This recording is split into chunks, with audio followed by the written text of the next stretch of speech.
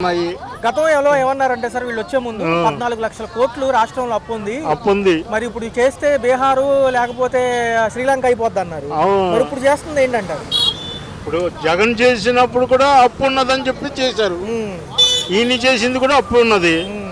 మరి అప్పు తీర్చడానికి ఎట్లాగా ఇది అవుతుంది? కష్టం కదా అది. మరి అలా చూసుకుంటే ఒక పక్క రేషన్ బియ్యానికి బదులు మంచి బియ్యం ఏమంటున్నారు, లేదా డబ్బులు ఇచ్చేయమంటున్నారు జగన్. అవును.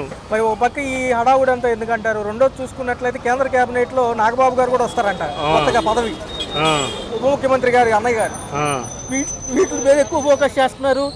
పథకాల గురించి అడిగితే జనవరి నుంచి అంటున్నారు ఖజానా డబ్బులు లేవంటున్నారు. ఖజానా ఇప్పుడు చంద్రబాబు నాయుడు గారు కూడా హామీ ఇవ్వకముందు అది చూసుకోవాలి. హామీ ఇచ్చేసిన తర్వాత ఖజానా లేదంటే ప్రజలు నమ్ముతారా? ప్రజలు ఎన్నికలు వస్తే కనుక మళ్ళీ ఈయనే వస్తారంటున్నారు. మరి పాత ఆయనే ఎవరు? మన జగన్మోహన్ రెడ్డి గారా? అయితే అవ్వచ్చు, చెప్పలేం. మరి ఆ విషయానికి మనం చెప్పలేం. కానీ ఆయన వస్తే ప్రజలకు ఉపయోగకరంగానే ఉంటాడు, ప్రజలకు మేలు చేస్తాడు.